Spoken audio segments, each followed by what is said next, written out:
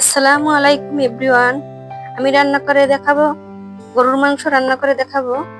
এখানে আমি মাংস নিচ্ছি 250 গ্রামের মতো, আলু নিচ্ছি 3টে এবং আপনার উপকরণ নিচ্ছি হলুদ, পেঁয়াজ, রসুন, হলুদ, মরিচ, ধনিয়ার গুঁড়া, তারপরে কাঁচা মরিচ 2টে, পেঁয়াজ কেটে নিচ্ছি, তেজপাতা 3টে, দারচিনি 3 পিস, এলাচ, লবঙ্গ, কাঁচা জিরে বেটে নিচ্ছি, লবণ, তেল।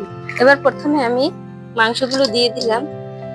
মাংসটা নিয়ে এবার আমি পেঁয়াজ, রসুন বাটা 2 চামচ, 2.5 চামচের মতো, আদা বাটা, তারপরে মশলা, গরম মশলা সব দিয়ে দিলাম, জিরা বাটা, লবণ পরিমাণ মতো, পেঁয়াজ বাটা, পেঁয়াজ কাটা দিয়ে দিলাম, 2টি রসুন, তারপরে হলুদের গুঁড়া 1 চামচের মতো, মরিচের গুঁড়া 2 চামচ, ধনিয়ার গুঁড়া 1/2 চামচ।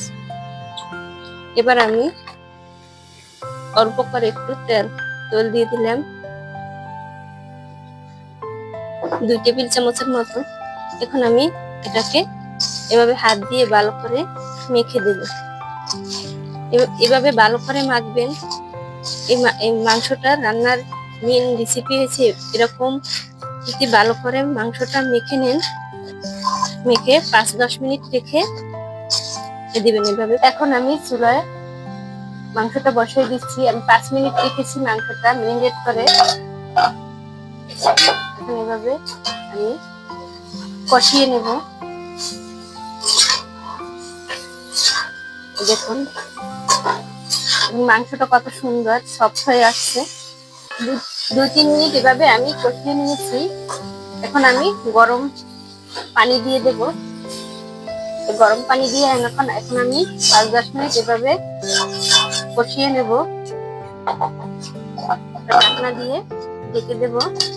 5 মিনিটের জন্য রেখে দিলাম। 5 মিনিট পর আমি ঢাকনাটা উঠিয়ে নিলাম। দেখুন কি সুন্দর একটা কালার আসছে। এখন আমি এভাবে কিছুক্ষণ কষিয়ে নেব।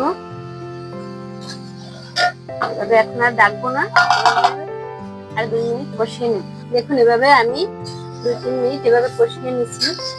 এবার আমি আলুগুলো দিয়ে দেব।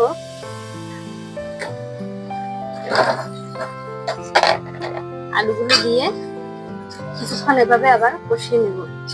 দেখুন আলু দিয়ে আমি কিছুক্ষণ এভাবে আলুগুলো কষিয়ে নিচ্ছি। কষিয়ে নিয়ে এখন আমি গরম জল দিয়ে দেব।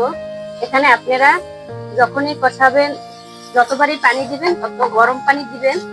এখানে ঠান্ডা পানি দেওয়া যাবে না, তাহলে মাংসটা সিদ্ধ হয় না ভালো।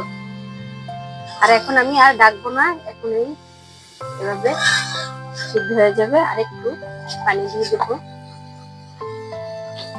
এখন আর মাংসটা ডাকতে হবে না। দেখুন আমি এখন দেখাচ্ছি আলু সিদ্ধ হয়ে গিয়েছে। এখন আমি বাদা জিরে দিয়ে দেব। এরকম আর একটু কমিয়ে নিতে পারেন ঝোল। আমি এখন এরকম রাখবো। রান্নাটা হয়ে গিয়েছে। এরকম নতুন নতুন রান্নার ভিডিও দেখার জন্য আমার চ্যানেলটা সাবস্ক্রাইব করবেন এবং আমার পাশে থাকবেন।